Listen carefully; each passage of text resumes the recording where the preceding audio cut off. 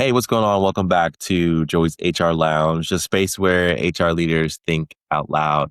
I'm your host, Joey Price, CEO here at Jumpstart HR, executive analyst at Jumpstart HR Research. And we're here to talk about something that is near and dear to my heart, but also near and dear to the heart of our guests here, which is the ever evolving world of work and the data that supports it. So without further ado, would love to welcome Laura Maffucci, who is the head of HR at GP. So Laura, welcome to the show. Hi, nice to be here. Thanks, Joey. Nice to see you. Yeah, glad you're here. I know we were talking a little bit earlier before the show, but I'd love to ask you something that I ask all of my guests. Not to put you on the spot, but sort of, Go ahead. what's your HR hot take? What's something that Oh, you think more people need to know about or that we don't talk about enough? Or an unpopular opinion? What's your I hot think take? it's all of those things maybe rolled into one. You never want to ask me for a hot take. I think right now there's a gross underestimation of how not okay most people are and how that's really affecting them at work and how much work is playing a role in that, but also just the way the world is now, geopolitically, but also everything with AI. I think a lot of companies are putting a lot of the sentiment they're seeing from employees is resistance or fear.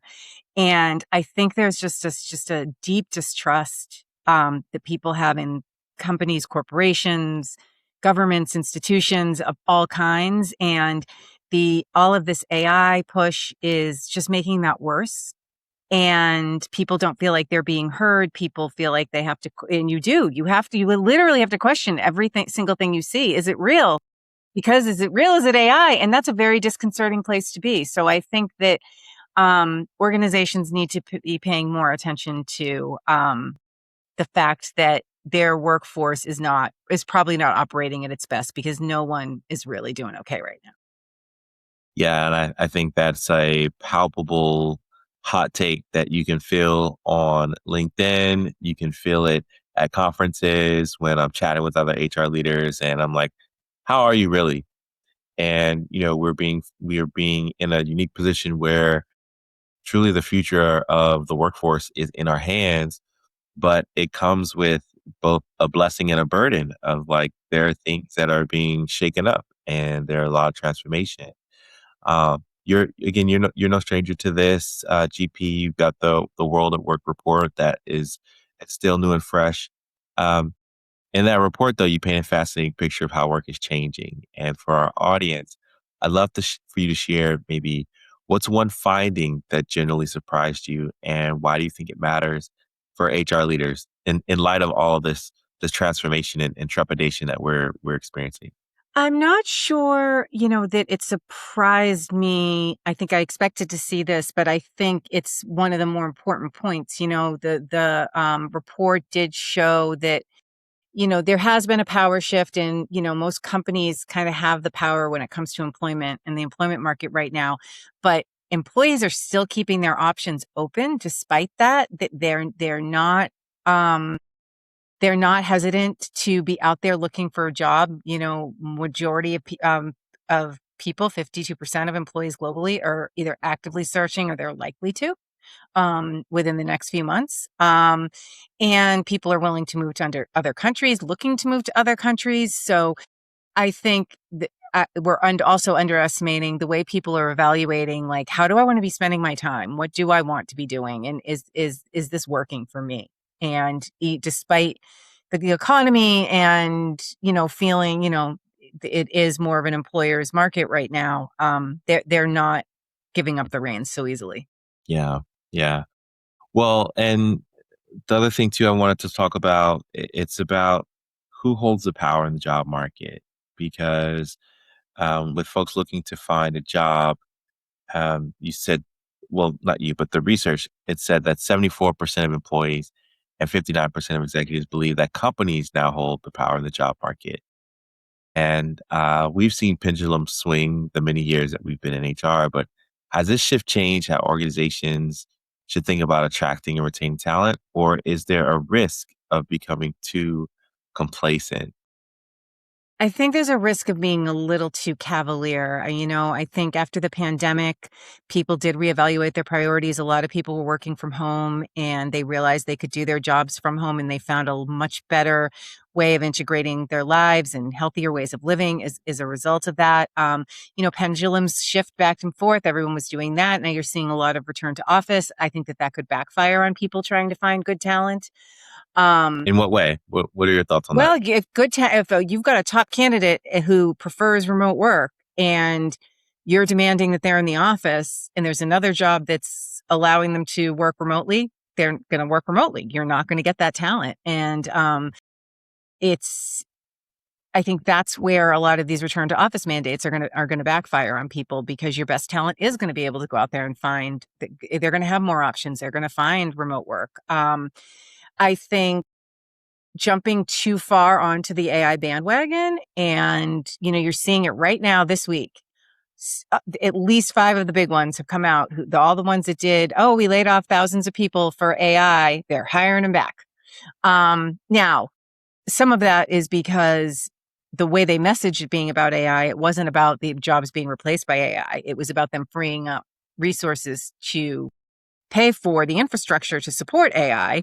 However, they are finding that they can't do what they thought they could do, and they need the people back. So again, it's those pendulums swinging. I think too, when you're seeing the immigration challenges now, hiring across borders and being able to hire globally without the person having to be in the United States is also becoming more important if you want to find the best talent, and that good talent doesn't happen to live here. You to be able to still hire them globally. So really keeping a more open mind than I think a lot of organizations tend to do. Yeah, and speaking of that, hiring globally, I saw somewhere in the report, 84% of executives are struggling to find skilled talent in local markets. So the alternatives are AI or alternative geographic markets. And I think that for all companies that can consider it, I think looking globally, absolutely, it's a business necessity and a competitive advantage. I'd love your thoughts on that. But when I think about even our own business, I think of, what skill sets do we require here in the US? And then what skill sets can we build from a growing global workforce? And truly, when the alternatives are, you know, AI or agentic AI or humans, whether they're domestic or abroad, every skill, every task, every job is a case by case basis, at least from my perspective. But I'd love your thoughts on that. Yeah, I think that human in the loop is really important. I think that's another thing that these companies who really jumped the gun and fired people, thinking they were going to replace with AI, didn't appreciate how much you still need a human in the loop.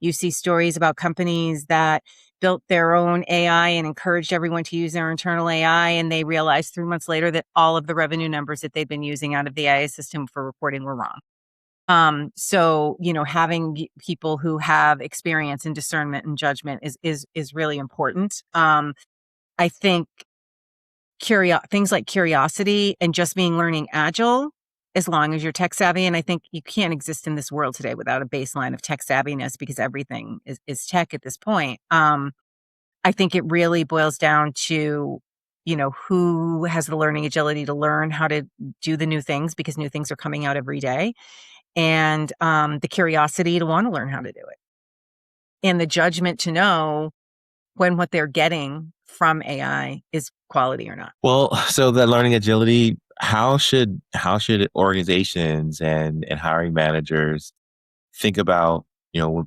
bringing talent into an organization? Not everyone comes with those new skills. Certainly, they don't have the skills that you cannot expect them to have the skills that are cultivated in your organization because they're not in your organization. But what do you think? How should organizations evaluate candidates without overlooking potential because they're looking for ready to produce AI skill sets? Yeah, I think there's a lot of expectations that need to be level set. I think we saw this back when social media was first starting out. Oh, I want someone with 10 years of social media experience. Well, social media hasn't existed for 10 years. So you're not going to find somebody with 10 years of social media experience. So you have to help people to understand, where are we in the journey of this new technology? You're not going to, it's new. So you're not going to have people who have years and years of experience in AI or in these skills. I think you have to look at, what is your organization doing? Are you actually building AI? Or are you just trying to optimize your processes with AI? And that changes how much and how intense the level of tech and AI talent you need is. I think from there, you need to approach it with a hire what you can't teach. You typically can't teach curiosity. You can't teach learning agility. You can't teach critical thinking and discernment. So really digging in on behavioral interviewing, looking at people's previous track records and listening to stories about their experience in other situations where they brought in something new for the first time, that shows their openness to learn new things and to experiment.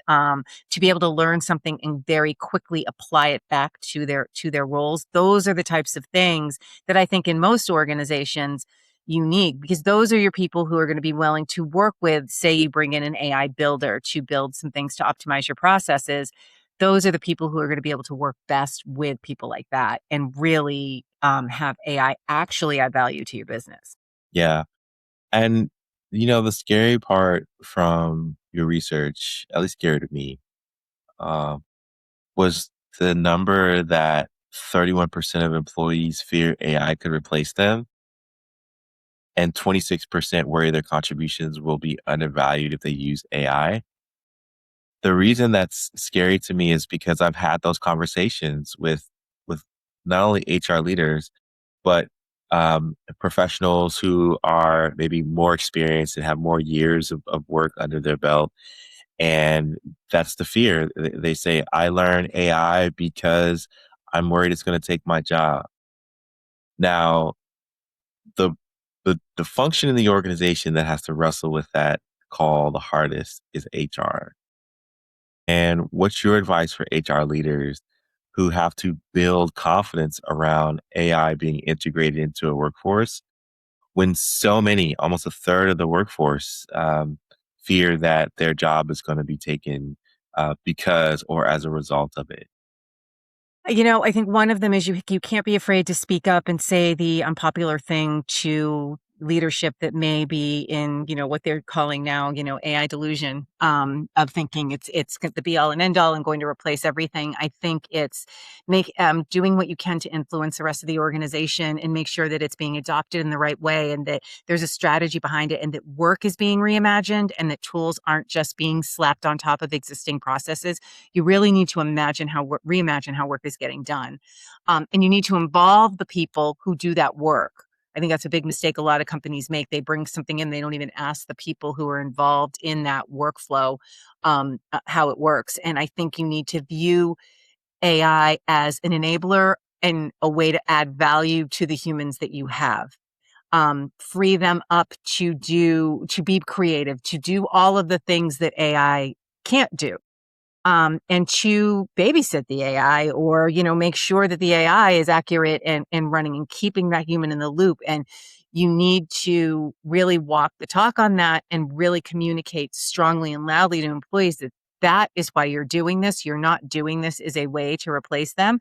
Of course, that means that's how you have to be looking at it, and getting organizations to look at it that right way is really difficult. I don't know that enough of them are looking at it as an enabler of humans as opposed to a replacement. And I think that they also just think, oh, they just give mandates, do this with AI, go get AI. And that's where you wind up finding tools slapped onto things that aren't necessarily really adding any value. And then you're just going to wind up with a mess of disparate tools. So I think HR needs to approach it, from that change management lens and just being really loud about that, and taking the opportunity to influence where they can.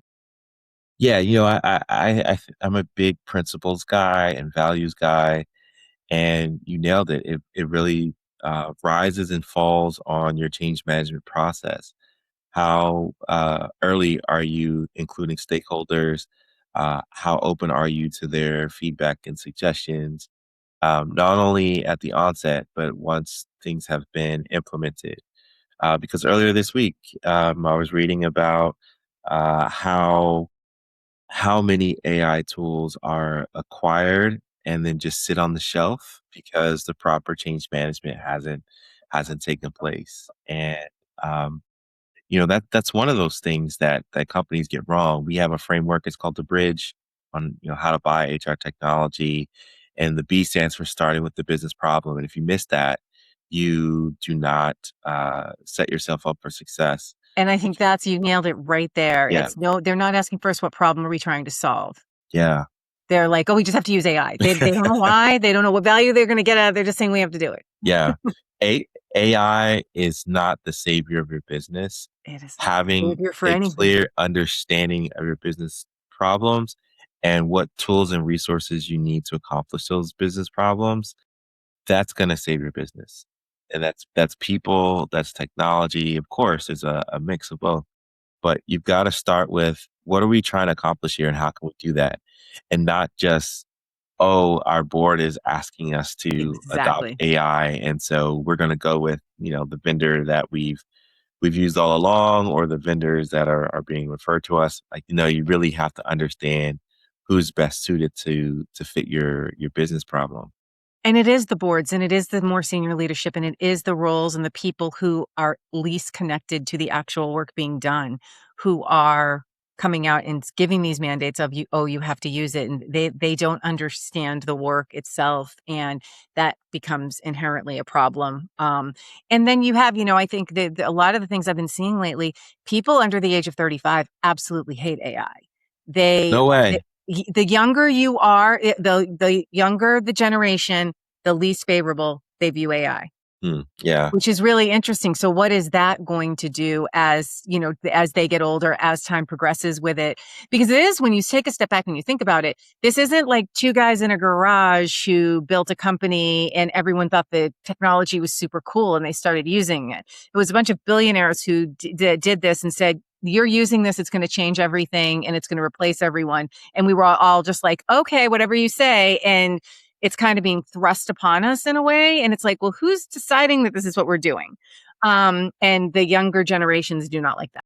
Yeah, and I think that's a huge issue that we have to think about as employers, in our employer brand, because with it being such a societal factor, that's going to determine who wants to work for your business. Your summer interns now, but what does that mean for your mid-level managers 5 years from now, and then senior leadership 10 years from now, a decade from now? Uh, I mentioned this in my TEDx talk. I did a TEDx talk a few years ago now on the topic of AI in the workplace. And one of the things I suggested is, companies should write their own obituary of, like, how do we want to be remembered in the AI generation? And it was kind of morbid, but it's all about Yeah, thinking about the it's a future. good way to It's look at like, it. how do you want to be remembered? You Yeah, know, for sure. what else? What else do you think companies are getting wrong with AI adoption though? Getting so much wrong right now. We've got time. We've got time. What are your thoughts? I just think, the old ways of doing things. And listen, I'm not exactly a youngster. I'm Gen X. I get it. I'm Boomer Light. I think I'm so old in Gen X that I'm considered Boomer Light. But gone are the days where people are loyal to a company. You work there for 20 years, and they've been gone for a really long time. But corporations are still coming from a place that that's how it should be, and they're not recognizing how, no matter how old you are, what your generation is, people's priorities have been changing since 2020. They've been relooking at things, and they have just different ways of prioritizing their lives and what matters to them. And companies aren't recognizing that at the same pace that's happening. And then you have the younger generation who, they're like, I'm going to sit in a cube for the rest of my life and I'm going to do this, Yeah. and what's going to happen when they're all opting out? Well, What are we going to do? there are reports. The numbers escape me at the moment. Um, but a lot of young professionals are opting out of management. Yeah. And Why I would they think want to? they've seen leadership pressures under COVID. Those who were in college at the time, I remember what it was like navigating that. And then they're like, for a couple $1,000 more, do I really want to sacrifice my nights and weekends when I'd rather, build a life for myself?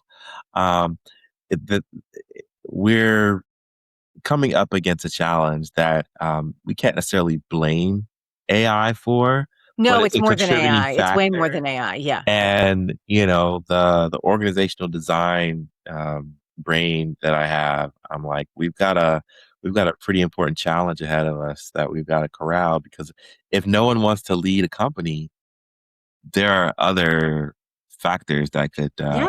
that could that And could I think so much of it is viewed as, it's so they don't have the patience for how performative so much of it is, the false sense of urgency,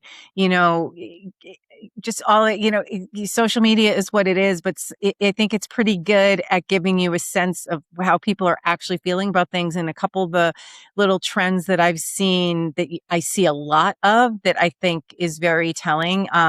Is the jokes about you work in marketing, there's no such thing as an emergency, and then they'll show like a beautiful landscape and they'll say humans saw this and they still invented Microsoft Teams, like just like what are we doing, yeah. and they're looking at that, and people are finding alternative ways of independently making money and living decent. I mean, right now with the economy the way it is, it's scary, and that's all flipping on its head too. So it's a scary time, but they're not, the younger generation is not looking there and thinking, I want to go work in marketing for 35 years and climb the corporate ladder. A lot of people who have climbed the corporate ladder are like, can I climb back down now? This is too much. This isn't Yeah. what I wanted. So I think corporations are going to have to adjust to that to make it palatable, because people want to make money and they want to do things they're interested in. So if you are interested and you want to be in marketing, you should be able to do that. But corporations are going to have to restructure how they operate so that people can do that in a way that adds value to a business, allows a business to succeed, but also isn't so performative and ridiculous that it's negatively impacting their life. Yeah.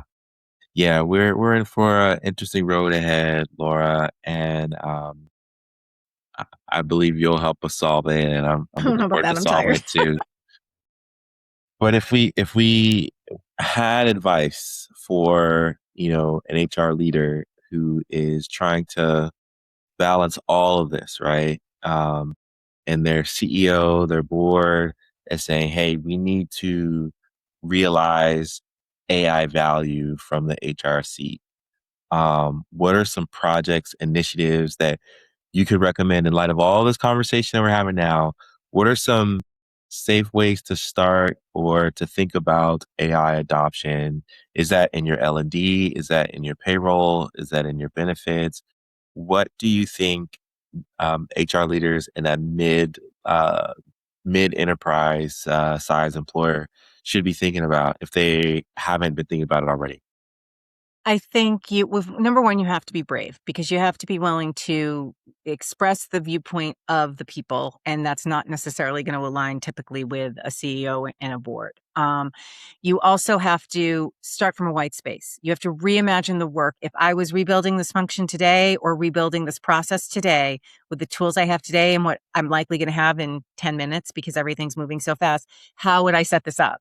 I can't Don't, get through a day without you can't get having through a to day without it. refresh something because it's updated. Yeah, Yeah. exactly. So, make sure you're starting from scratch and really thinking about it from a white space and thinking about it in a new way. And keep an eye on things. One thing that I've noticed is you can see really high adoption of AI in a company when a mandate goes down to use AI and you enable people the right way to do it. I think we did, and you can easily mistake that uptake as enthusiasm and lack of fear around AI. Hmm. But I encourage people to take a step back and really look at it and think, is that it? Or is also a good percentage of it people who are afraid of losing their jobs if they don't use AI? So everyone's diving in. So it's very easy to misread the activity that you're seeing as enthusiasm and lack of fear when Yeah. it actually might be the other way around. Yeah. Yeah, it's true now as it has been in the past that those soft skills and emotional intelligence, the ability to read a room, the ability to connect with people, that's so critical. Um, Last question, and we'll end it on an AI note, but we'll end it on a human note as well. So when you look ahead, the companies that navigate this transformation well, what do you think what's going to separate those who navigate it well versus those who struggle to turn the corner? Ones that navigate it well will, again, like I've said a couple times, they will reimagine the work, not just slap on add-ons. They will enable the organization. Do not just throw an AI mandate out there and then not give people the tools to build it. Because even the most tech savvy among us who might be able to figure out how to go out there and build an agent for their work processes in their department, they've got a day job and it's very time consuming and they likely don't have the time. And don't mistake that for them being resistant. They don't know how to do and get started on what you need them to do or have the time. So make sure that you're doing that. I think that is going to be critical for companies. And I also think keep a human in the loop. Don't overestimate the value of what AI is going to be able to do. And don't get yourself in a situation where you've let a bunch of people go and your customer service falls apart Yeah. and then you're hiring everyone back. I mean, I just think that's a huge mistake. And think really long term and think about how pendulums swing. If every company is moving so far towards AI, pretty soon you're going to start seeing companies advertising you get to work with a real person. And that's going to be the thing that's paying a premium. Could you imagine? Wow, I feel That's going like to happen. what's the Tom Hanks movie with Wilson? Oh yeah, Castaway. Castaway. It's like we are an anti-castaway company. You Yeah, work with humans. You you don't get a have to human. only talk to. We're very I think that's going to be very soon we're going to be seeing that because you do get frustrated. I mean, because Yeah, none of it is super great. Some of it's good and far better than it used to be, but you're always going to hit a wall when it's a yeah, machine. yeah. Absolutely. Well, I mean, screaming representative really loud into the phone. representative. Representative. Oh, and it's the worst. It's the worst.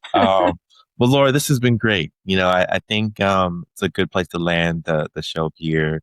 I've really enjoyed talking with you, and Yeah. not just the research, which we'll drop a link for those who want to learn more, brush up on it, and share with their team, but just to hear your experience, your lived experience, and how it shaped your view as a HR leader. So my hat's off to Thank you. you in your career journey, and hope our paths cross again. This was fun. The real versions of us, not the agents or the holograms. Exactly, not our avatar. Yeah, our avatars.